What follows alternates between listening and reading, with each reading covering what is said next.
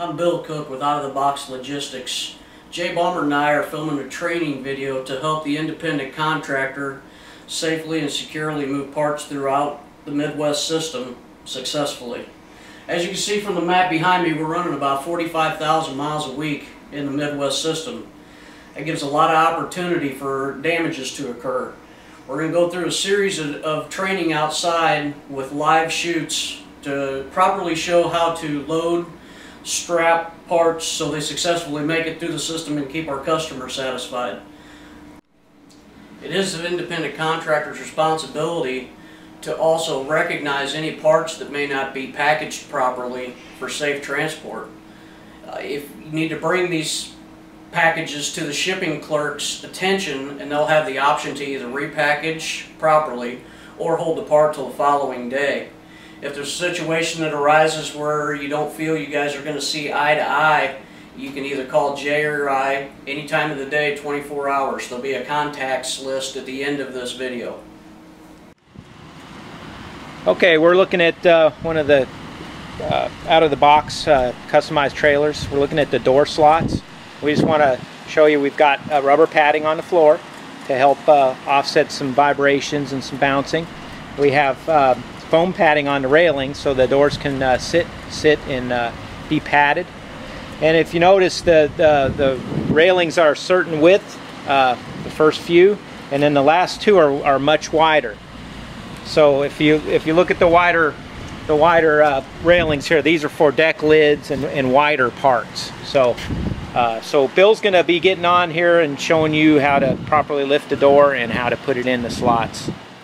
Our biggest problem that we have with door damage is on the bottom edge. A lot of that will come from guys scooting them around, you know, on the hard surface, and from glass. You know, when they secure them to the racks themselves, they want to strap it to the skin side or the glass side of the bars. I'm going to show you the proper way to load this door to where you can move it around without scratching the bottom and get it on the trailer without rolling the bottom edge. Bill, tell us about the part of, you know, like not dragging the door and not slamming it down. If you can't, where does things get bent? They're getting the bottom edge of the door down here is what's getting rolled under, and that's where we get a majority of our claims on doors. If you can't just lift it up, grab each side, lift it up, set it on your foot to maneuver it around, then get somebody to help you. There's always multiple drivers. All the yards have help there. Get some help if you need it. Time is cheaper than claims. Okay, Bill has a door. He's going to hoist it up into the trailer and show you how to which side to set it on so you can strap it in. Roll it up on your foot if you need to. Get a good grip on it. Always wear gloves. You don't want to get caught with the jagged edge and get yourself cut open. And you see Bill sets that in very gently. He's taking his time, which is very important. Now he's scooting it in, getting it in position. So he's basically got it in position now. It's pretty much that simple. Now, if he chose to throw it up in there, he would have possibly damaged it. And again, damage claims are not good for the company, and they're not going to be good for the independent contractors either. So try not to damage things as you put it in. Bill's next scene, Bill's going to show you how to strap it in. Okay, the best way to strap these doors in place, make sure the inside is against the bars, not the skin, not the glass. Bring it across the middle. And it's just that simple. It's locked in place, can't go anywhere. Your protected area is not up against any metal. Transport good that way. Alright, what we got here is a typical engine and transmission. What we want to look for when picking engines and transmissions up from the source is that they're on a secure, well-built pallet, which this one seems to be. You want to make sure that there's no loose boards, that the engine's not leaning, and that it's good and secure. That's rocking with the pallet. Okay. Transmissions, sometimes particular partners will choose to put these on a standard 4x4 pallet. On these trailers, space is a premium. We need all the space we can get, so we need to have it on a pallet just like this, one that's just the size for the product that's being put on it. We want to make sure that these are pushed to the front as far as you can get them, I know a lot of guys like to put their weight over their axles for a better ride and all, but if they have to slam on the brakes, all that stuff's going to shift forward, beat into each other, and cause more damage. For training purposes, we chose to instruct with a hood that's not packaged so you guys can see what we're talking about. A shipping department actually set this one this way on the points. These are the biggest damage areas on a hood. These are one of the most fragile parts that we haul in our transportation system. These need to sit on the sides or on this front edge here to spread out the weight distribution better. When you set them on the points, it rolls them under and it's useless to the customer. As you can see, this hood's too tall to fit in our door slot, so what you simply need to do, pull it out.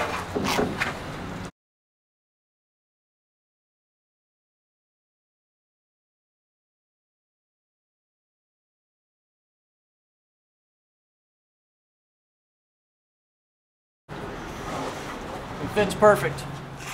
Alright, strapping a hood down is pretty much the same as a door. It just barely needs to be taut, and you just need to get the corner of it. Wrap it around the edge, that way it can't move, it's not going anywhere, secure for the whole ride. Okay, this is the inside of one of our dry boxes. Inside here you could have anything from seats on pallets, full bumpers, bumper covers such as this one, boxes, headlights, and even drivetrain parts, which will be wrapped.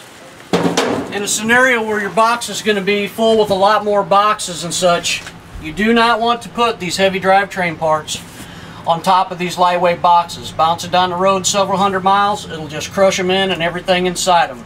Go heaviest to lightest, all the way up. Put your heavier bumpers on the bottom. These covers can actually stack on top of boxes or on top of the complete bumper assemblies themselves. Fenders. I'm going to show a fender in here. This one is unwrapped for training purposes.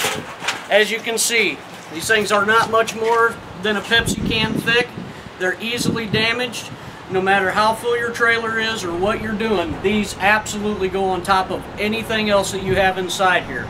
That way you'll prevent, because if you put 5 pounds on one of these, it's going to be damaged at the other end. If you got to unpack and repack your box, if it takes an extra 10 or 15 minutes at the end of the night, it's a lot better than paying for a $100 fender. Another point we want to bring up is these bumper covers. These corners are a problem area. A lot of guys will want to pack these in, fold them in because they're very pliable and they fold real easy. Well, they also damage real easy. If it creases them, it can break them, it can cause damage, and most of these things average between $200 and $300. So just make sure that they're packaged in a place, set in place, and stacked in a place where they're on top and there's no heavy weight on them whatsoever.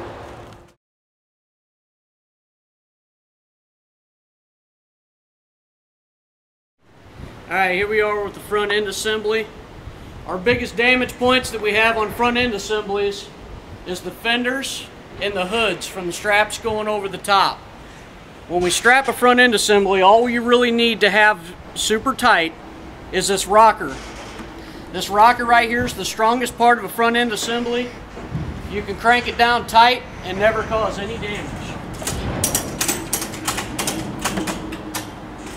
Now that you have that locked in place, the front end assembly is also, make sure that it's strongly affixed to the pallet before you pick it up at the source first off. And as long as you have those two things in place, it will never go anywhere. Now if you need the extra security of having a strap on top, we have one here that's placed over the fenders and the hoods.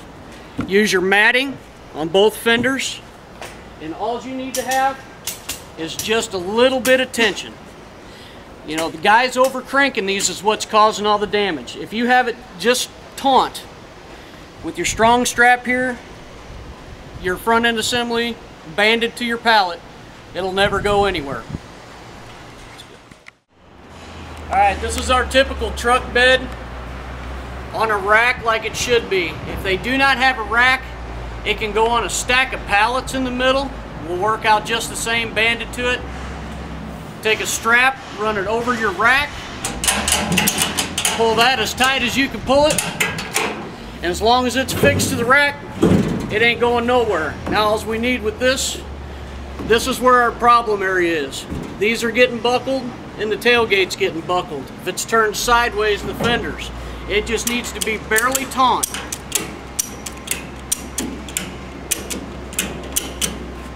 It's nice and snug, nothing's getting bent, bed ain't going nowhere. That's all you need to do. I'd like to thank everybody for participating and watching our training video. We hope it's been helpful in giving you resources needed for proper loading and strapping, securing of parts within the PRP Midwest Mid-Atlantic system.